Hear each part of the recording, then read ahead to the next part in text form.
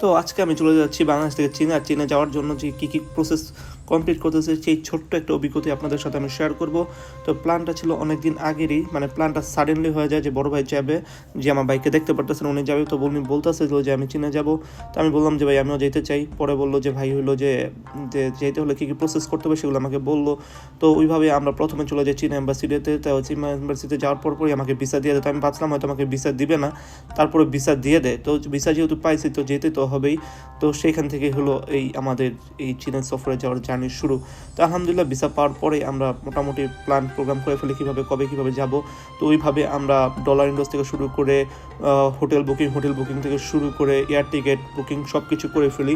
তো আলহামদুলিল্লাহ আজকে ফাইনালি আমরা যাইতেছি। তো যাওয়ার আগে আমাদের যে সবচেয়ে বেশি টেনশন ছিল যে আমি অনেক দিন আগে শুধুমাত্র ইন্ডিয়া ভিজিট করছিলাম, আর আমার সাথে ওনারা যেই আছে ওরা অলরেডি 5টা দেশ ভিজিট করে ফেলছে। তো আমি ভাবছিলাম যে হয়তো ইমিগ্রেশনে আমাকে একটু প্রবলেম করবে বা যেতে দিবে না, যেটা আগে পরে অনেকগুলি ব্লকে আমি দেখছি। যাই হোক, ইমিগ্রেশনে কিন্তু আমাকে যে অ্যাপ্রুভাল দেয়। তা আলহামদুলিল্লাহ আমরা এখন প্লেনে উঠে গেছি। আর প্লেনে ওঠার পরেই মানে আমার প্লেনে উঠলে সবচেয়ে বেশি যেটা ভালো লাগে যখন প্লেনটা টেক অফ করে মানে ফ্লাই করে, ওই মুহূর্তটা আমার খুবই বেশি ভালো লাগে। আলহামদুলিল্লাহ তো আজকের জার্নিটা কিন্তু মোটামুটি এখান থেকে শুরু।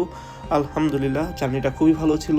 আমাদের জার্নিটা শুরু হয় ঠিক 2টার থেকে, আর আমরা এখানে এসে পৌঁছাই 7টা বাজে, মানে চীনা টাইম 7টা, বাংলাদেশ টাইমে আমরা 2টা বাজে ফ্লাই করি, চীনের টাইম 7টা বাজে আমরা এসে পৌঁছাই এখানে। আলহামদুলিল্লাহ তো যেতে যেতে এরকম আকাশ দেখতে দেখতে আমি চলে যাই। খুব বেশি একটা বোরিং লাগতেছিল না, কিন্তু এখানে একটা মজার ব্যাপার হলো যে বাঙালি যেখানে যায় সেখানেই মানে ট্রাফিক শুরু করে। দেখতে পারছেন যে ওনারা প্লেনের মধ্যে দাঁড়ায় যার মতো গল্প গুজব শুরু করে দিচ্ছে, যেটা বোরিং লাগে নাই, বাট ঠিক আছে। কিন্তু প্লেনের মধ্যে ওদের খাবারের মানটা মোটামুটি ভালো ছিল, কলাগুলি ফ্রেশ, ভাতগুলো ভালো।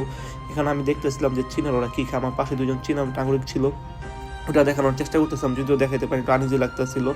আর ওদের একটা জিনিস সবচেয়ে বেশি বিরক্ত লাগছে যে ওরা বারবার মানে 2-3বার পানি দিতে আসছে, কিন্তু পানি কোক বা যেটাই নেন একবারে বেশি নিতে পারবেন না, প্লাস একটার বেশি নিতে পারবেন না।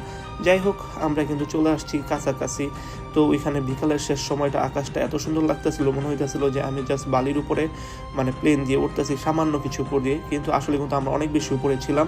দেখতে পাচ্ছেন মেঘগুলো কত সুন্দর একইভাবে মানে সারিবদ্ধভাবে মানে দাঁড়িয়ে আছে, খুবই সুন্দর লাগতেছিল ব্যাপারটা। তো দেখতে দেখতে আমরা চলে আসছি হলো যে আপনার সন্ধ্যা হয়ে গেছে, আমরাও মানে গুয়াংজু শহরে চলে আসছি। আর গুয়াংজু শহরে আসার পরে যে উপর থেকে ভিউটা কত সুন্দর লাগতেছিল, যেটা ফোনে কোনোভাবে আমি ক্যাপচার করতে পারতেছিলাম না। যতটা সুন্দর আমার চোখে লাগতেছিল ফোনে কিন্তু তার এক ভাগও লাগতেছিল না। যাই হোক, শেষ পর্যন্ত আমরা চলে আসি এয়ারপোর্টে আসার পরে আমরা চীনা ইমিগ্রেশনও কমপ্লিট করি। আমি ভাবছিলাম, এটাও শুনছিলাম যে অনেকটা চীনা এমবাসি থেকেও ব্যাক করে দেয়, কিন্তু আলহামদুলিল্লাহ আমি সেফলি পৌঁছাইতে পারছি। তো তারপরে এয়ারপোর্টে আমরা গাড়ির জন্য প্রায় 2 ঘন্টা ওয়েট করি, যেটা ছিল আমাদের জন্য সবচেয়ে বেশি বিরক্তকর ব্যাপার। তারপরে আমরা আসি, কারণ ট্যাক্সিতে ভাড়া চাইছিল 300 ইউয়ান। পরে আমরা অন্যভাবে প্রায় 70 ইউয়ান দিয়ে চলে আসি আমাদের হোটেলের সামনে। তো আজকের জার্নিটা এখানে শেষ। ভালো